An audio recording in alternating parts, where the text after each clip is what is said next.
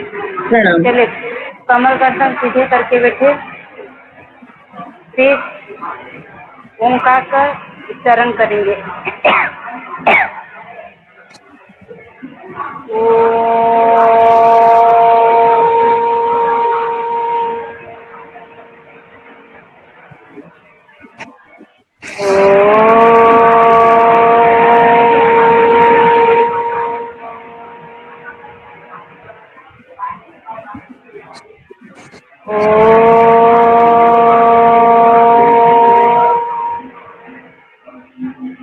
दोनों हाथ जोड़ के प्रणाम मुद्रा में गायत्री मंत्र का पाठ करेंगे।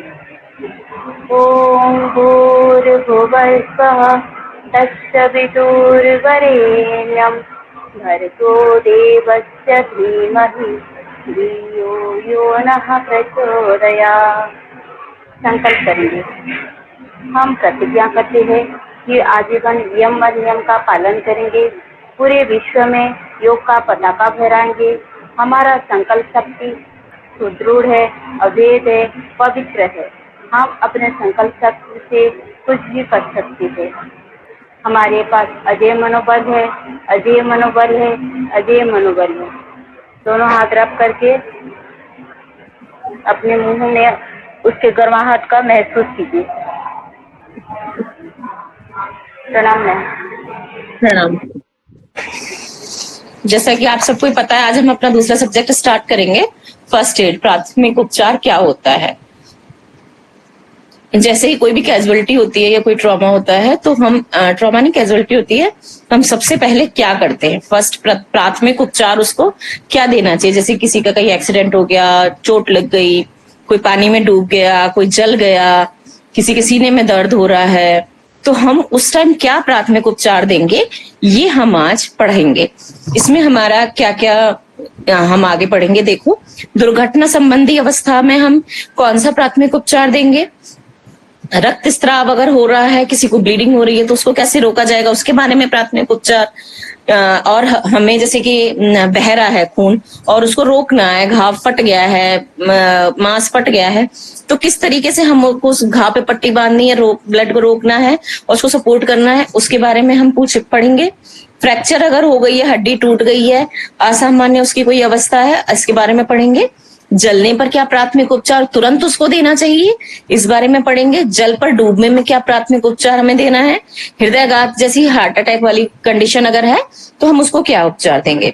टूटी हड्डी को जोड़ने वाली लकड़ी की खपंजी वगैरह, इस सब के बारे में हम इसी जो हमारा ये सब्जेक्ट है ये पढ़ेंगे। और इसको सभी बड़ा ध्यान से पढ़ेंगे क्योंकि बहुत ही इंपॉर्टेंट है ये अगर कोई डॉक्टर भी नहीं है ना, तो भी आपके लिए, या फिर हमें किसी और को नहीं देखना, केवल अपने आप के लिए में हम ये नेचुरोपैथी पढ़ रहे हैं ना, तो भी हमें ये प्राथमिक उपचार आना ही चाहिए, फर्स्ट एड आनी ही चाहिए कि हमें क्या करना चाहिए इन सच कंडीशंस की ऐसी कोई भी कैजुअलिटी हो जाती है।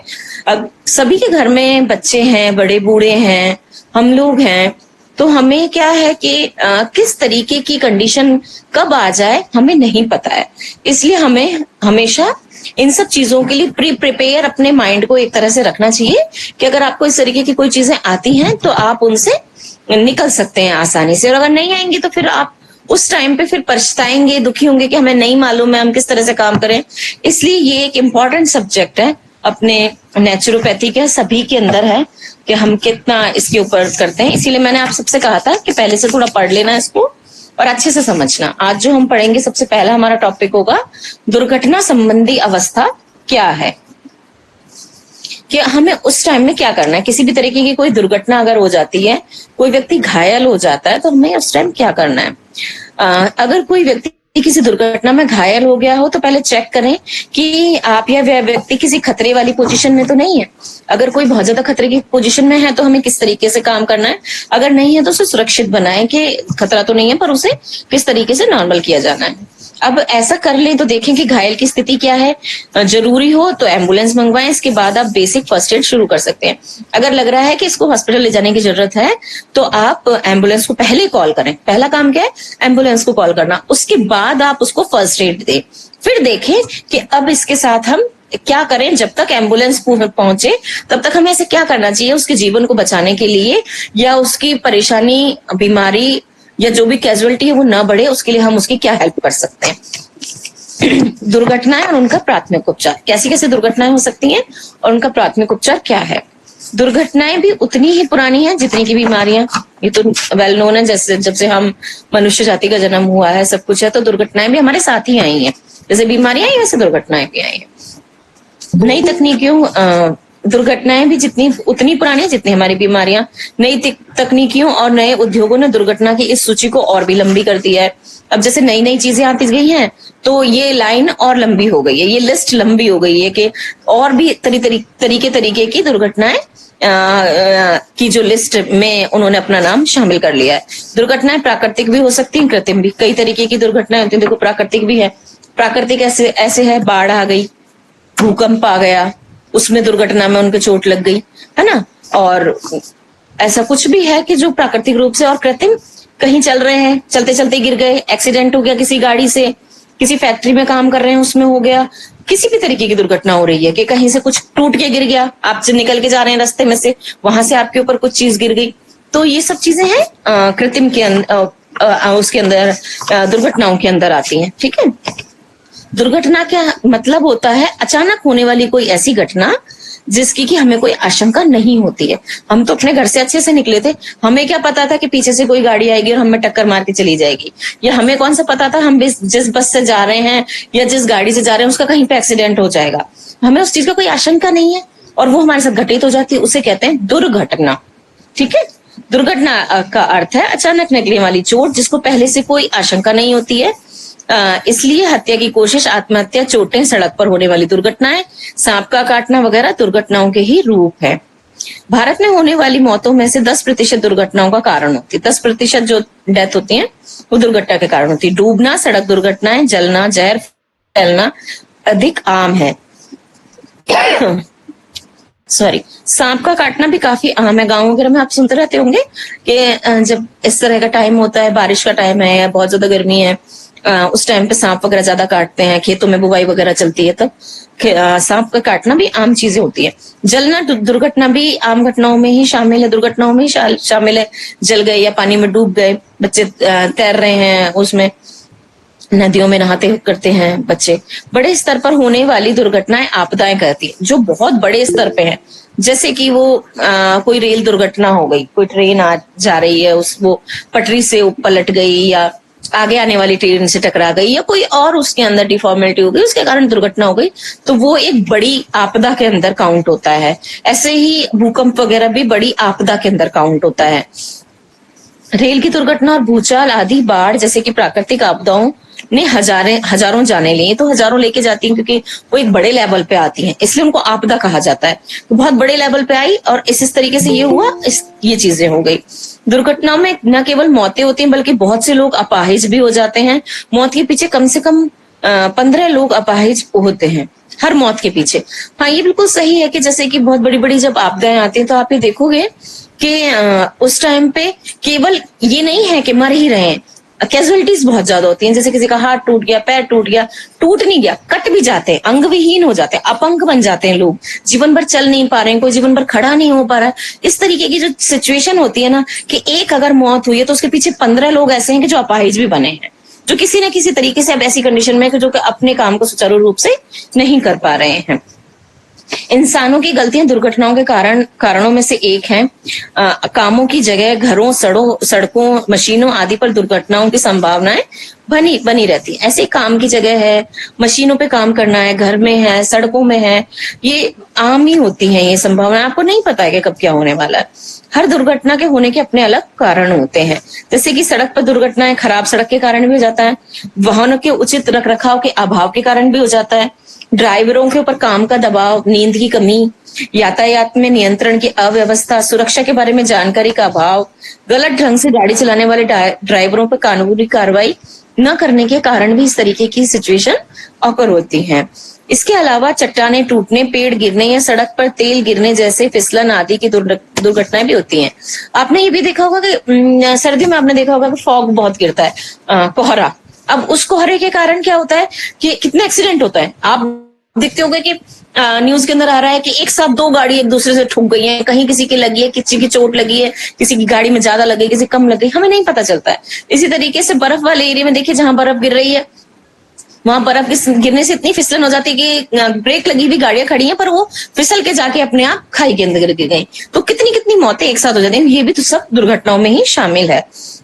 दुर्घटनाओं में स्वास्थ्य कार्यकर्ताओं की भूमिका दोहरी होती है। जो स्वास्थ्य कार्यकर्ता है उनका काम बढ़ जाता है, इस तरीके की चीजों के अंदर दोहरी हो जाती है भूमिका। पर्याप्त प्राथमिक चिकित्सा और सेवा नुकसान कम करने के लिए जरूरी है। कुछ मामलों में प्राथमिक चिकित्सा के बाद में अस्पताल में होने वाले इलाज में भी ज्यादा महत्वपूर्ण होती है। कुछ मामलों में क्या होता है कि प्राथमिक चिकित्सा इतनी इम्पोर्टेंट हो जाती है, जैसे कि उससे प्राथमिक चिकित्सा अगर नहीं मिली तो वह व्यक्ति मर जाएगा या उसके लिए जीवन भर के लिए अपाहिज बन जाएगा। तो प्राथमिक चिकित्सा उस आदमी के हॉस्पिटल पहुंचने के बाद ये इलाज से भी ज्यादा इंपॉर्टेंट होती है कि आपने उसका जीवन उस टाइम पे बचा लिया। जैसे कि कोई व्यक्ति डूब गया, आपने उसका पानी अगर निकाल दिया तो वो बच गया, उसके बाद का जो उसका ट्रीटमेंट होगा वो केवल आपके प्राथमिक उपचार के कारण ही वो जीवित है। ये बात है, ठीक है। तो इतना ज्यादा इंपॉर्टेंस है प्राथमिक उपचार का कि जो फर्स्ट एड आप दे रहे हैं वो कितनी ज्यादा इंपॉर्टेंट है, इसलिए इसको बहुत ध्यान से समझना आप सब। उदाहरण के लिए सांप के काटने पर अगर तुरंत उपाय किए जाएं तो व्यक्ति को बचाया जा सकता है। अगर किसी को सांप ने काट लिया है, आपने उसको दोनों तरफ से टाइट करके बांध दिया, उसका खून निकालने की कोशिश करी है उस जगह से कट करके, और आपने उस ब्लड को निकाल दिया, उस व्यक्ति को आंखें खुली रखी, किसी तरह से उसे सोने नहीं दिया, तो आपने उसको बचा लिया। और वो ट्रीटमेंट तो तभी करवा पाएगा ना जब वहां तक जीवित बच पाएगा, उसके शरीर में जहर नहीं फैलेगा। तो वो प्राथमिक उपचार कितना जरूरी है, उस ट्रीटमेंट से ज्यादा जरूरी है जो कि बाद में हॉस्पिटल में पहुंच के हो रहा है। तो इसलिए व्यक्ति की जान किसने बचाई? प्राथमिक उपचार ने, इसलिए उसकी बहुत ज्यादा इम्पोर्टेंस है। हम इस अध्याय में हम आमतौर पर होने वाली दुर्घटनाओं, प्राथमिक चिकित्सा के बारे में जानकारी दी है हमने। समस्याओं की जानकारी रखना और बचावों के उपयोगों पर ध्यान देना यह भी जरूरी है। हमें पता होना चाहिए कि क्या क्या समस्या है, कैसे कैसे हो सकती है, और हमें उसके बारे में ज्ञान होना चाहिए कि इस तरह की अगर समस्या हो गई है, दुर्घटना हो गई है, तो हमें किस तरीके से उसका उपचार करना है। चोट का मूल्यांकन। आमतौर पर किसी चोट के साथ व्यवहार करते समय 3 वरीयताएं संदर्भित की जाती हैं। एनबीसी जिसका अर्थ है एयरवे, ब्रीदिंग, उसकी क्या है? NBC, ABC sorry.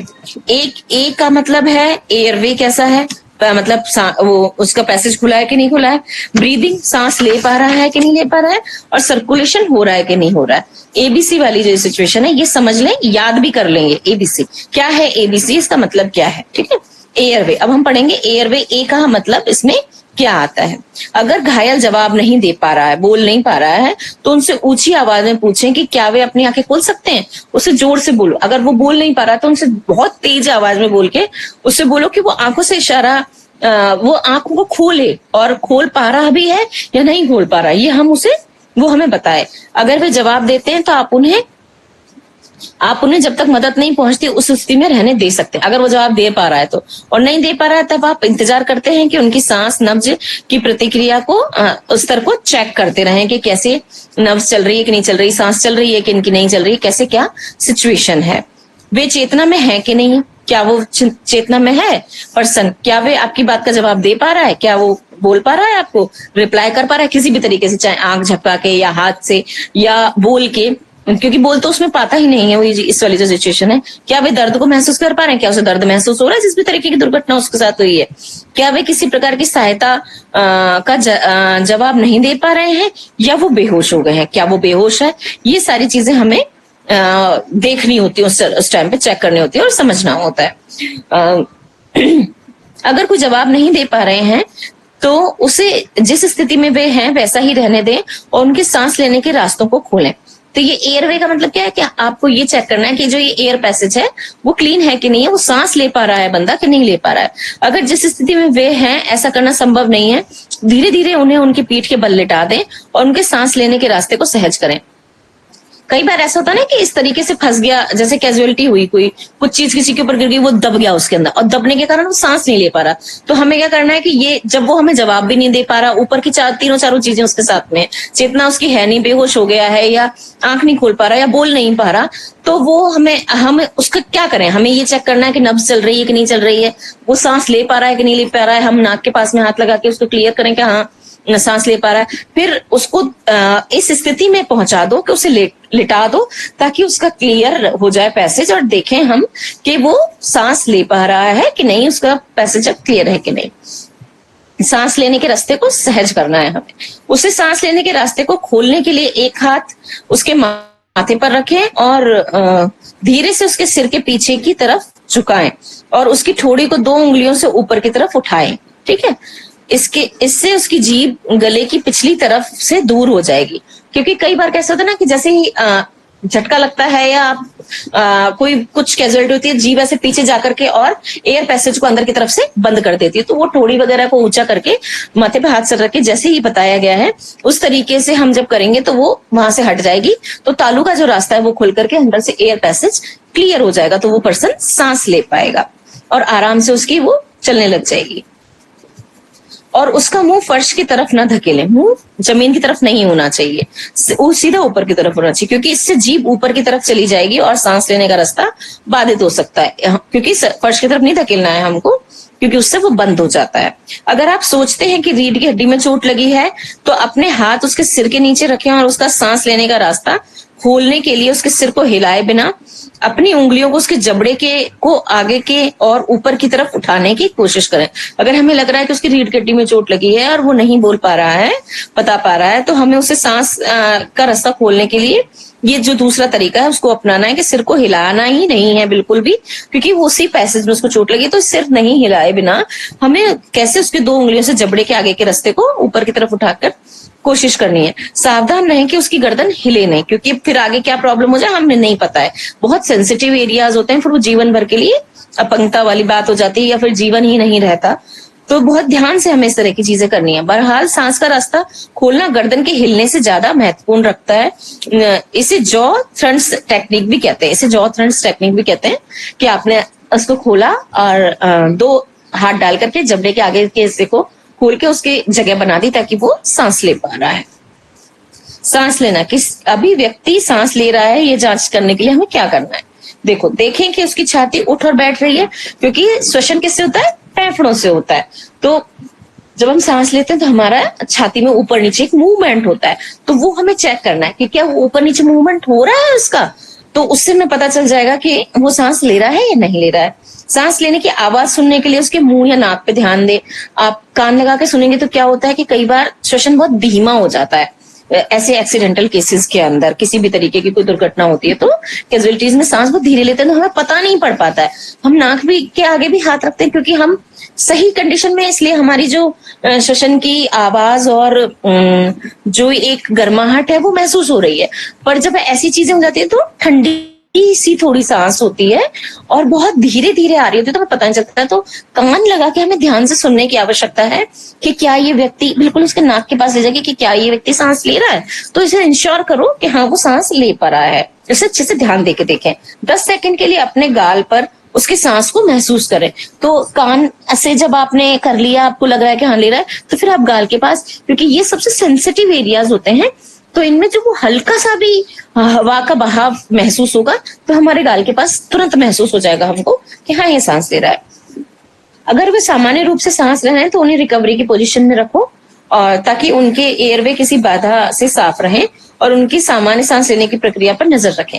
हाँफना या अनियमित सांस लेने को सामान्य सांस लेना नहीं कहा जा सकता है। अगर वो व्यक्ति हाँफ रहा है, सांस ले ही नहीं पा रहा, अनियमित है या रुक रुक के आ रही है या कुछ भी ऐसी कंडीशन है, तो उसे सामान्य सांस लेना नहीं कहा जाएगा। अगर व्यक्ति सांस नहीं ले रहा है तो एम्बुलेंस को बुलाएं और सीपी शुरू करें। ठीक है, सीआर हम सीपी उसको देते हैं कि उसको जो ऑक्सीजन लेवल है उसके अंदर पहुंचे और सही हो जाएगा व्यक्ति। सर्कुलेशन क्या है, अब हम उसके अंदर पहुंच रहे हैं। अगर व्यक्ति सामान्य तरीके से सांस नहीं ले पा रहा है तो आप उसके सीने पर तत्काल दबाव देना शुरू कर दें। हम ये लॉक करते हैं अपने हाथ को और उससे दबाव दे करके उसको कोशिश करते हैं कि वो सांस ले पाए। तो अचानक कार्डियक अरेस्ट जब होता है, जैसे कि दिल का दौरा एकदम से जब पड़ता है, तो किस तरीके से हम उस टाइम भी यही करते हैं, सीपी ही देते हैं। तो दिल धड़कना बंद कर देता है। इसके बाद में कुछ मिनट के लिए इगोनल ब्रीदिंग, जिसे अंतिम हिचकी लेना भी कहते हैं, आम होती है कि वो एकदम से ऐसे हिचकी लेकर के सांस रुक जाती है, पर जैसे सीपी देते हैं तो तुरंत वो चीज लौट आती है। यह अचानक होती है और सांस लेते हुए अनियमित रूप से हांफने जैसे ही सांस लेते हैं। इसे सामान्य सांस लेने के रूप में नहीं समझना चाहिए और सीधे सीपी देते रहना चाहिए। इसे सामान्य सांस नहीं समझना है कि जैसे सांस आ गई वो हाफ हाफ के साथ ले, नहीं, उसे सीपी देते रहो। इस तरह से करके लॉक करके ऐसे करके प्रेशर देते हैं, जिससे कि सांस आने लग जाती है, दिल धड़कना चालू हो जाता है। ठीक है, सर्कुलेशन को वो करते हैं तो सांस का ये हो जाता है। इसलिए ये एबीसी हमने पढ़ा, क्या ये टेक्निक है। इसके बाद आया है रक्तस्राव। तो रक्तस्राव को रोकना किस तरीके से, क्योंकि कैजुअलिटी में कितनी बार ऐसा होता है कि रक्तस्राव होता है, तो उसको भी हमें उसकी फर्स्ट एड कैसे करनी है ये हमें यहाँ पे समझना है। जब अधिक रक्तस्राव हो रहा हो तो उस समय रोगी को बिना तकिए के चित लेट जाना चाहिए। तकिया नहीं लगाना है और चित्त मतलब सीधा होकर अपने कमर के बल पे लेट जाना है। रोगी को गर्म रखना चाहिए।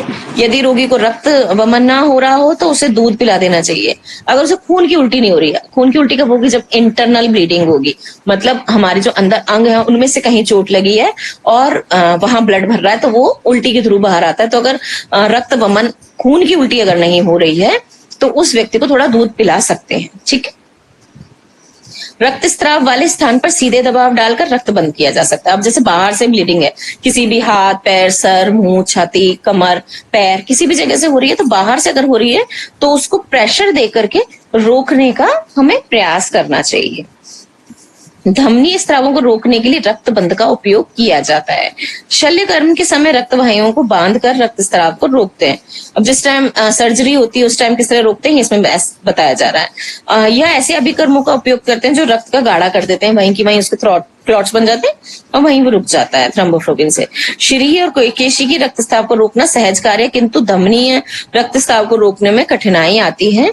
धमनी रक्तस्राव रोकने के लिए तत्काल डॉक्टर का उपचार कराना चाहिए, अन्यथा विलंब के कारण अधिक रक्तस्राव होने से रोगी के मर जाने का भय रहता है। स्वस्थ व्यक्तियों में रक्तस्राव रोकने की प्राकृतिक क्षमता होती है। अभी आपने देखा होगा कि जैसे चाकू से हाथ कट गया, साधारण स्वस्थ व्यक्ति से कोई बीमारी नहीं है तो वो कटने की थोड़ी देर बाद ही क्या होता है, थोड़ी देर तो ब्लीडिंग होती है, फिर वो अपने आप ही रुक जाता है। तो ये हमारे अंदर सेल्फ डिफेंस प्रोसेस होता है, अंदर से के अंदर रक्त का थक्का बन जाता है, ऐसे जाली जैसी बनती है और जाली जैसी क्रिएट हो जाती है ऐसे ऐसे करके, जैसे कि मकड़ी का जाला होता है, और उसके अंदर आके थ्रोम्बोफ्लोबिन फंसने लग जाते हैं। ये सेल के अंदर, ये हमारा जो अंदर है ना खून, उसकी जो हमारी नलियां होती हैं जिससे कि निकल रहा होता है ब्लड, उसके अंदर ये होती है प्रोसेस, और वहां आकर के वो थक के फंस जाते हैं और वो वहां से उस जगह को बंद कर देते हैं, अपने आप सील कर देते हैं और ब्लड आना बंद हो जाता है। ये नेचुरल एक प्रोसेस है हमारी बॉडी की, जो कि हमारे शरीर में से खून के बहने को रोकती है। पर जब घाव गहरा होता है, हमारा कट ज्यादा गया होता है या चोट बहुत ज्यादा लगती है, तो क्या होता है कि वो चीज आपकी वो जगह ब्लीडिंग बंद नहीं होती, तो हमें एक प्रेशर देके या पट्टी बांध के या किसी भी तरीके से चीजें यूज करके उसको रोकना पड़ता है।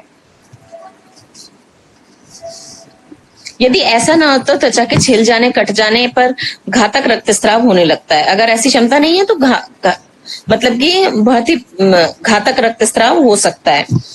जिन व्यक्तियों में रक्तस्राव को रोकने की प्राकृतिक क्षमता नहीं होती, वो पैतृक रक्तस्राव हीमोफीलिया से पीड़ित रहते हैं। जिनको हीमोफीलिया की बीमारी होती है उनके इस तरीके से थ्रोम्बोफ्लोबिन नहीं बनता है और वो जाल जैसा नहीं बनता कि जिसके अंदर आकर के वो रुक जाए और प्रॉब्लम खत्म हो जाए, खून बहना रुक जाए। उनको हीमोफीलिया होता है। रक्तस्राव की गति और परिणाम पर ही रक्तस्राव के होने वाली जो हानि है वो निर्भर करती है।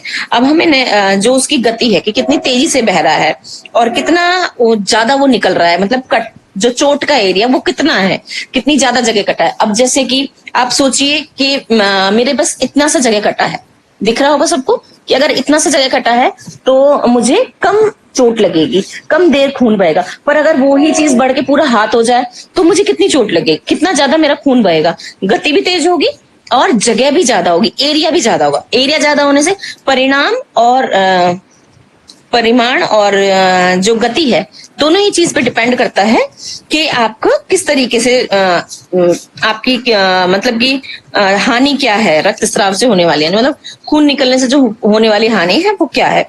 मंद गति से अधिक समय तक होने वाले रक्तस्राव के कारण रक्त क्षीणता नामक रोग हो जाता है। धीमे धीमे भी अगर बहुत लंबे टाइम तक खून बह रहा है और आप उसकी रोकथाम नहीं कर रहे हो, किसी तरह रोक नहीं रहे हो, तो उसके कारण भी रक्त क्षीणता, रक्त की कमी वाला रोग हो जाता है। एकाएक अधिक परिणाम में होने वाले रक्तस्राव घातक होता है और उचित चिकित्सा के अभाव में मृत्यु हो जाती है। एकदम से तेजी से बहने वाला जो रक्तस्राव है उसके कारण अगर उसको रोका नहीं, तेजी से जो बह रहा है खून, एकाएक जो बह रहा है, अगर आपने उसको नहीं रोका तो उससे क्या होगा, डेथ भी हो जाती है। इसलिए हमारी जो ये फर्स्ट एड है उसकी बहुत ज्यादा वैल्यू है। त्वचा के मामूली छिल जाने या कट जाने अथवा नक्सीर फूट जाने पर विशेष चिकित्सा की आवश्यकता नहीं होती है। अन्य प्रकार के रक्तस्रावों के लिए विशेष चिकित्सा की आवश्यकता होती है। रक्तस्रावों को रोकने के मुख्य सिद्धांत क्या हैं? अब देखो, रक्तस्राव को रोकने का प्रयास करना कि अगर खून बह रहा है तो उसको रोक दो। रक्त परिणाम को रुधिराधान द्वारा सामान्य बनाना और रोगी को शांत, सुखद और विश्वासपूर्ण स्थिति में रखना। मतलब रोगी को ये समझाते ना कि नहीं होगा कुछ भी, आप संभल के रहो, क्योंकि अगर वो हाइपर हो जाता है और एकदम से ज्यादा परेशान रहता है तो खून ज्यादा बहता है। ठीक है। रक्तस्राव का प्राथमिक उपचार संपादित करें। ठीक है। अब घायल को हमेशा ऐसे स्थान पर स्थिर रखें जिससे रक्तस्राव का वेग कम रहे। हमें क्या इंश्योर करना है कि उसका जो बैठने की या लेटने की लोकेशन है वो इस तरीके की हो, उसकी पोजीशन ऐसी हो कि कम से कम उसको ब्लीडिंग हो रही हो। इससे उसका खून कम निकलेगा, वेग कम रहेगा तो खून कम निकलेगा। अंगों के टूटने की अवस्था को छोड़कर अन्य सभी अवस्थाओं में जिस स्थान से रक्त बह रहा हो उसे ऊंचा रखें। अगर कहीं टूट फूट नहीं हुई है, कोई अंग में टूट फूट नहीं हुई है, तो आप ये इंश्योर करो कि जिस स्थान से खून निकल रहा है उसको थोड़ा ऊंचा रखें। जैसे कि पैर में चोट लगी है और उससे खून बह रहा है तो पैर को आप ऐसे ऊंचा कर दीजिए। अगर जैसे कि हाथ वगैरह में है तो उस पोर्शन को ऊंचा कर दीजिए, तो उससे क्या होगा कि कम खून निकलेगा। कपड़े हटाकर घाव पर हवा लगने दें और रक्तस्राव के भाग को उंगली से दबा के रखें कि जिस जगह से बह रहा है खून, उंगली से, हाथ से, कॉटन पट्टी वगैरह जो अच्छी साफ सुथरी चीज आपके पास उपलब्ध है उससे उसको बांध के रखें, दबा के रखें, बांध के नहीं। बाहरी वस्तु जैसे शीशा, कपड़े के टुकड़े, बाल आदि घाव से निकाल दे। फर्स्ट एड में भी क्या करना है आपको कि आप ये देखो कि जिस चीज से उसको चोट लगी है तो कहीं ऐसा कांच का टुकड़ा या मिट्टी या कंकड़ या कोई बाल वगैरह या कपड़े, कोई ऐसी चीज उसमें घुस तो नहीं गई है, क्योंकि दुर्घटनाएं तो क्या होती है, कैजुअलिटी, कुछ भी हो जाता है। अब कुछ भी में कहीं भी कुछ भी हो सकता है और वो चीज उसके उस घाव के अंदर लग सकती है जो कि सेप्टिक पैदा कर सकती है, जो बहुत घातक होता है। घाव के आसपास के स्थान पर जीवाणुनाशक या बीच में रक्त स्राव विरोधी दवाई लगाकर रुई, गॉज या लिंट लगा करके बांध देना चाहिए। घाव के आसपास को साफ करके आप जीवाणुनाशक लगा के, मतलब एंटीबैक्टीरियल कोई भी लोशन वगैरह लगा के, लिक्विड लगा के उसको साफ करके, उसको दबा करके और उसको बांध देना चाहिए। रुई, गॉज वगैरह लगा करके एक बंडल सा बना दिया, उसको प्रेशराइज करा और उस पर पट्टी बांध दी ताकि उसमें से खून न निकले। रक्तस्राव का उपचार क्या है?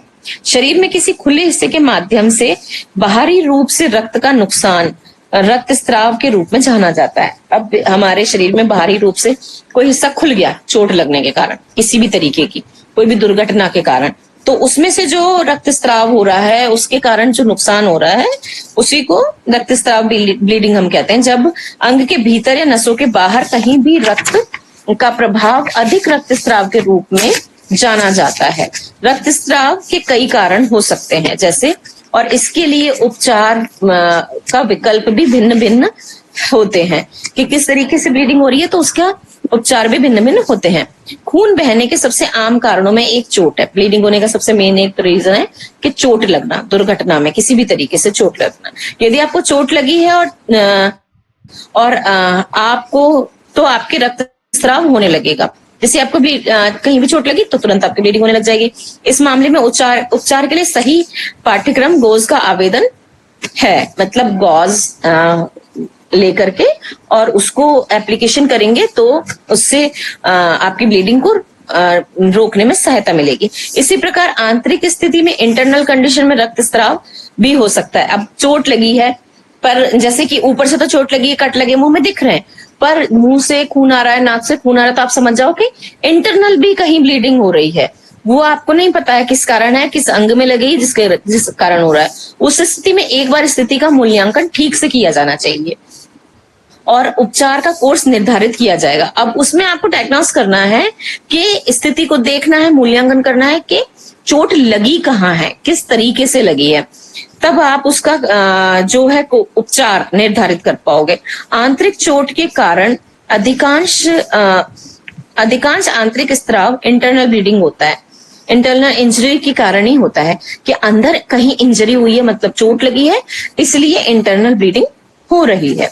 इसका इलाज करने के कुछ तरीके हैं, इसके इलाज करने के कुछ अलग तरीके हैं। पहला, विभिन्न दवाओं का प्रशासन है जो कि रक्त प्रवाह को बहने से रोक सकता है और रक्तस्राव के कारणों को भी रोक देता है। कुछ तो दवाइयां देने से इंटरनल ब्लीडिंग रुक जाती है और इंटरनल ब्लीडिंग रुकने से उसका इलाज हो गया कि भाई आपकी इंटरनल ब्लीडिंग खत्म हो गई, प्रवाह रुक जाएगा, खत्म हो जाएगा। यदि यह काम नहीं करता है तो खून को बाहर आने के लिए शल्य चिकित्सा की आवश्यकता होती है। कई बार क्या होता है, आपने देखा होगा कि कैजुअलिटी जब बड़ी बड़ी आपदाएं आती है तो उनमें बहुत सारे पेशेंट ऐसे होते हैं कि खून निकल रहा है, उससे वो मर गए, मुंह से नाक से खून निकल रहा है। अब पता पड़ता है कि उसका शरीर कुछ फूल गया या कुछ ऐसे हो गया कि अंदर उसके सांस नहीं ले पा रहा है, खून अंदर इंटरनल ब्लीडिंग के कारण, तो हमें तुरंत उसका ऑपरेशन करना पड़ता है कि इसके फेफड़े में खून भर गया, इंटरनली इसके फेफड़ों में चोट लगी या इसके आंतों में चोट लगी या किस तरह से किस जगह पे चोट लगी जिसके कारण अंदर खून भरता जा रहा है, और उसको शल्य क्रिया से ही, ऑपरेशन या सर्जरी से ही आप निकाल सकते हो। तो वो एक अलग चीज है।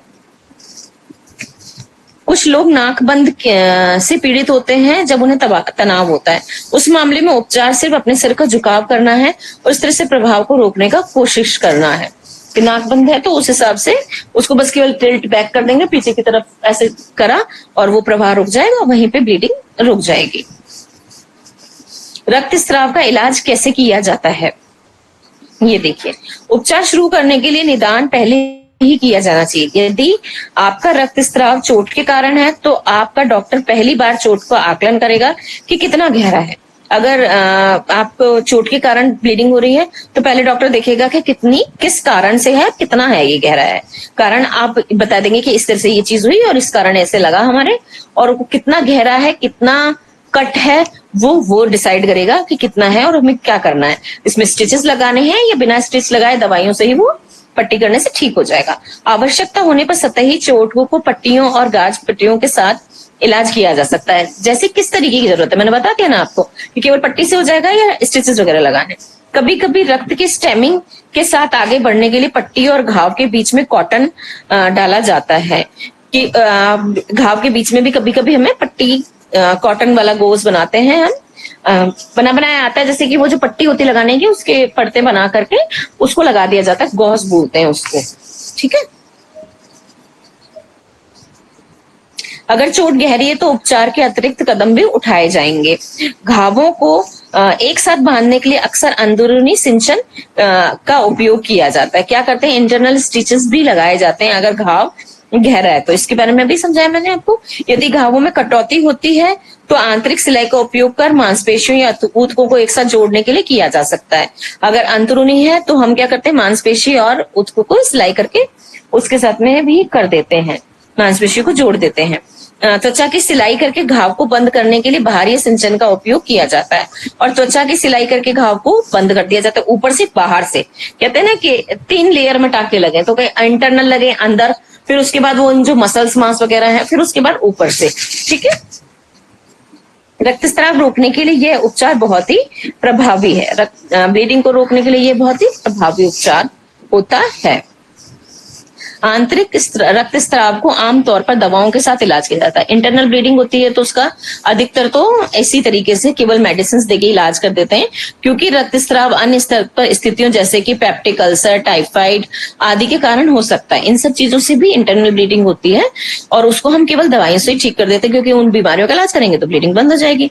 इस कारण रक्त की स्थिति का इलाज करने का एकमात्र तरीका वास्तविक स्थिति का इलाज करना है। अब इस जो इंटरनल ब्लीडिंग का इलाज करना है, अब जैसे आपने सुना लंग्स का कैंसर होता है तो खून की उल्टी होती है, तो उसको रोकने के लिए क्या है, उस रक्तस्राव को रोकने के लिए क्या करेंगे, उसके टीबी का ही तो इलाज करेंगे, उसके फेफड़े की टीबी का इलाज। तो सही जगह का जब डायग्नोस करेंगे तो आपको सही उसका ट्रीटमेंट कर पाओगे, उसकी ब्लीडिंग फिर नहीं होगी, रक्तस्राव को रोक पाएंगे। हालांकि अगर आंतरिक रक्तस्राव चोट के कारण है तो शरीर को हुए नुकसान का आकलन और नियंत्रण करने के लिए सर्जरी की आवश्यकता हो सकती है। जबकि अगर इंटरनल ब्लीडिंग किसी चोट के कारण है, जो इंटरनल इंजरी हुई है, अंदर जो हमारे शरीर के अंदर किसी अंग में इंजरी हुई है, तो उसके लिए क्या करेंगे हम, सर्जरी ही उसका एकमात्र उपचार है, मतलब शल्य क्रिया ही करनी पड़ेगी और तभी उसको घाव को और उस ब्लड को निकाल करके और रोक करके उसका इलाज किया जा सकता है। तनाव के कारण रक्तस्राव जैसे कि नोज ब्लीडिंग, आमतौर पर रक्त बंद होने के बाद अपने सर को झुकाकर दबाया जाता है। अक्सर यह तनाव से निपटने के अभ्यास के साथ होना चाहिए। अब ज्यादा आपको टेंशन है तो आपके नाक से ब्लीडिंग होने लग जाती है, खून बहने लग जाता है और नोज में से ब्लीडिंग हो रही है, फिर हम क्या करते हैं उसको रोकने के लिए कि बस सर को पीछे झुका करके लिटा दिया और उसके सर को दबा करके, और उसको टेंशन कम करने के लिए कहा गया कि सोचो नहीं, माथे पे ठंडी पट्टी रखना, इस तरफ से करते हैं और सर को झुका करके थोड़ा दबा देते हैं प्रेशर पॉइंट्स को, तो वो उसकी ब्लीडिंग रुक जाती है। और उनको तनाव से निपटने का भी अभ्यास करवाना चाहिए कि टेंशन भी नहीं लेनी है, तभी जाकर के इन सब चीजों से आराम मिलेगा। रक्तस्राव के इलाज के लिए कौन पात्र है, अब ये ब्लीडिंग हो रही है तो किसको हम कर सकते हैं ट्रीट और किसको नहीं कर सकते हैं, और इलाज कब कैसे क्या किया जाता है। यदि आपको रक्तस्राव है, ब्लीडिंग है, तो इलाज की सलाह दी जाती है। इससे कोई फर्क नहीं पड़ता कि चोट कितनी मामूली हो सकती है, उचित देखभाल और घाव को साफ कर दिया जाता है और रक्त प्रवाह को ठीक से बंद कर दिया गया है तो आपके स्वास्थ्य के लिए सबसे अच्छी बात है। ये बात जरूरी नहीं है कि चोट कितनी मामूली लगी है, थोड़ी सी लगी है, हमें तो छोटी सी चोट है नहीं, पर अगर ब्लीडिंग होती रहेगी, घाव खुला रहेगा तो बढ़ के सेप्टिक कर देगी आपको, उसका अल्सरेशन हो जाएगा, वो घाव बढ़ता ही जाएगा और एक बीमारी नहीं क्रिएट हो जाएगी। तो इसलिए जरूरी है कि उन सब चीजों का साफ सफाई का ध्यान रख के उचित उसका रख रखाव करके और उसको खून को बहने से रोक दिया जाए ताकि आपका स्वास्थ्य ठीक रहे। उपचार के लिए कौन पात्र नहीं है, यदि आपको रक्तस्राव नहीं है तो आप इसके पात्र नहीं है। अगर आपके ऊपर से कोई ब्लीडिंग वगैरह ऐसा कुछ नहीं है तो हमें क्या जरूरत है उसका ट्रीटमेंट करने की, क्योंकि हमें कुछ करना ही नहीं है उसमें। क्या कोई दुष्प्रभाव भी है, साइड इफेक्ट्स भी है इसके, इलाज के लिए कोई दुष्प्रभाव नहीं है। हालांकि अगर आप निर्देशों के अनुसार पट्टियों को नहीं बदलते हैं और उन्हें साफ नहीं रखते हैं तो संक्रमण का जोखिम हो सकता है। सबसे बड़ा बस इसमें क्या है कि हमें ये ध्यान रखना है कि अगर हमने पट्टी वगैरह बांधी है तो उसको हम साफ करते रहें, बदलते रहें और निर्देशों का पालन करते रहें। गीला वीला नहीं करना है उसको ताकि वो अंदर से वो इन्फेक्शन कोई क्रिएट नहीं हो, और अगर हम ऐसा नहीं करेंगे तो फिर संक्रमण हो जाएगा। यदि संक्रमण आपके रक्त प्रवाह तक पहुंच गया तो ब्लड पॉइजनिंग भी हो जाती है, रक्त विषाक्तता भी हो जाती है और सेप्टिक हो जाता है, जो कि बहुत खतरनाक है। सेप्टिक से मृत्यु भी हो जाती है। यदि आप सर्जरी कर चुके हैं तो कुछ सामान्य साइड इफेक्ट जैसे कि चोट लगने, सूजन और दर्द की उम्मीद कर सकते हैं। अब अगर सर्जरी अगर हो गई है तो फिर आप ये देखो कि चोट लगने पर सूजन और दर्द की उम्मीद आप मान के चलो कि आपके हो जाएगी।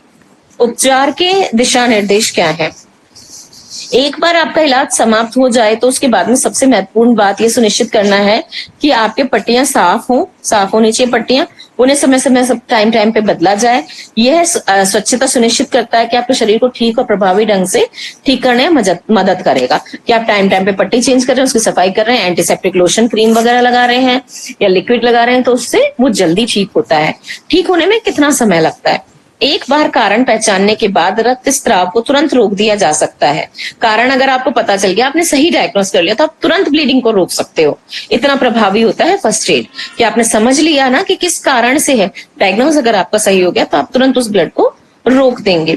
अक्सर ये बंद हो जाता है क्योंकि पट्टी को लागू किया जाता है। बैंडेज हम बांध देते हैं तो तुरंत ही ब्लीडिंग बंद भी हो जाती है, क्योंकि घाव आमतौर पर किसी चीज से साफ होते हैं जो कि रक्त को पकड़ने में मदद कर सकता है। हम साफ कर देते हैं घाव को और तुरंत की तुरंत उसको कर देते हैं। तो रक्त पकड़ने में मदद कैसे, वही वो बना लेते हैं, थक्का बना लेते हैं, जाल जैसा बनता है, थक्का बनता है और खून वहीं रुक जाता है।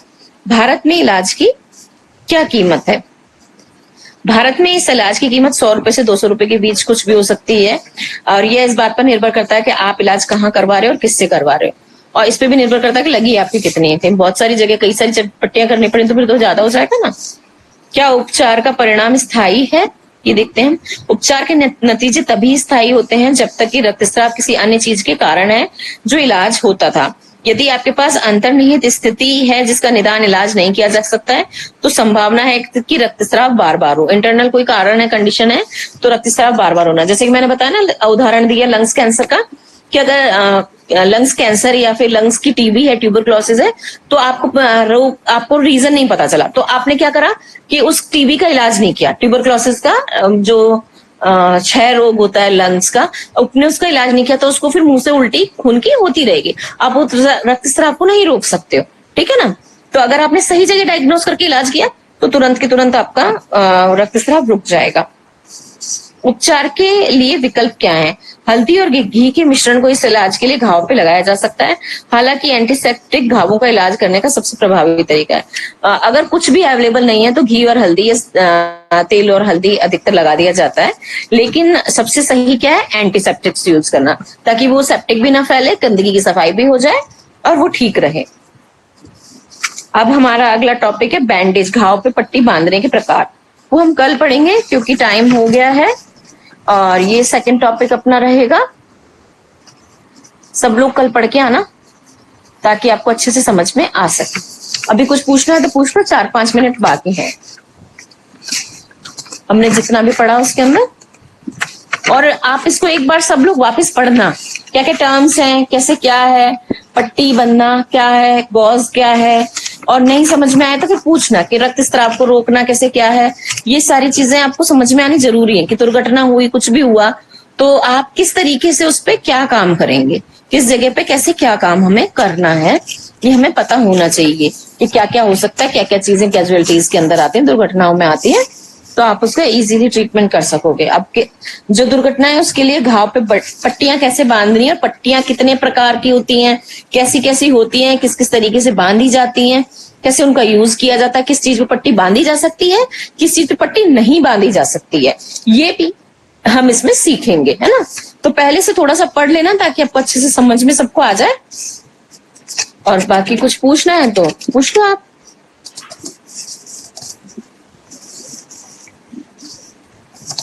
आसान है, अगर आप ध्यान से पढ़ोगे तो तुरंत समझ में भी आ जाएगा, याद भी हो जाएगा, और आप अपनी डेली लाइफ में उन सब चीजों को इम्प्लीमेंट भी कर पाओगे, कि यूज कर पा रहे हो जो कुछ सीखा है हमने उसको, ठीक है। इसको बोलते हैं इम्प्लीमेंटेशन, कि आपने जो पढ़ा है वो आपके ज्ञान कितना काम आ रहा है। तो ये फर्स्ट एड का ज्ञान हमारे हमेशा ही काम आता है, अगर आप सही तरीके से उसको पढ़ रहे हैं और समझ पा रहे हैं, और जब आप समझ ही जाओगे तो बिल्कुल आपको अपने आप ही याद रहेगा कि इस चीज में ऐसा है। तो इसीलिए मैं कहती हूँ कि पहले से पढ़ के आओ, और फिर जब पढ़ा रहे हैं तब आप ध्यान दें, और फिर उसके बाद में एक बार जरूर पढ़ें, ताकि ये चीजें आपको एकदम से याद हो जाएंगी सबकॉन्शियस माइंड में। और फिर अगर आपके साथ कोई प्रैक्टिकल भी हो गया इस तरीके का, घर में किसी के लग गई या चोट लग गई, या किसी अड़ोस पड़ोस वाले के साथ में ऐसी कुछ चीजें हो गई, तो आप तुरंत जाके उसका उपाय भी कर दोगे। तो आपको एक प्रैक्टिकल भी हो गया कि हाँ हमने ऐसे कर दिया, वो आपको जीवन भर के लिए याद रहेगा, कोई इश्यू क्रिएट नहीं होगा। बहुत इंपॉर्टेंट सब्जेक्ट है प्राथमिक उपचार नेचुरोपैथी में। नेचुरोपैथी में क्या सभी पैथीज में है ये, तो आपको सबको ध्यान से इसको पढ़ना है, ठीक है।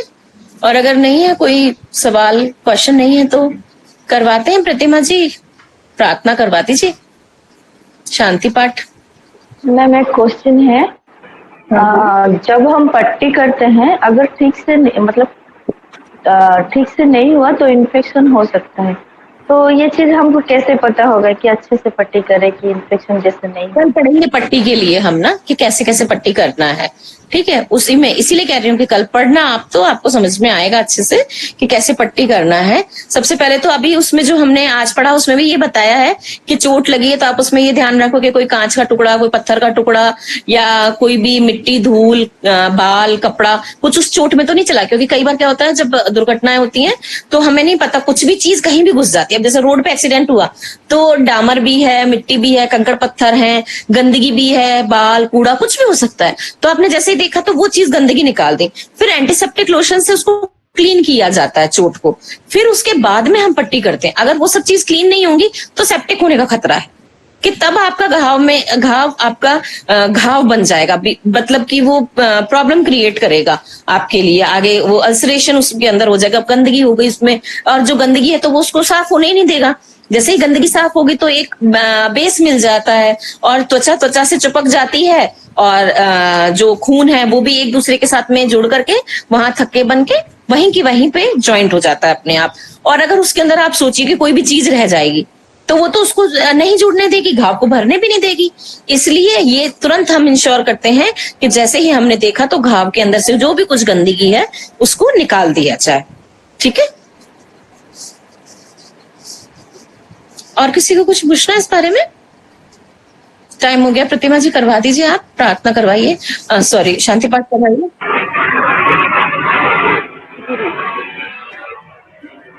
ॐ सर्वे भवन्तु सुखिनः, सर्वे सन्तु निरामया, सर्वे भद्राणि पश्यन्तु, मा कश्चित् दुःखभाग् भवेत्। ॐ शान्ति शान्ति शान्तिः। प्रणाम। प्रणाम सभी को।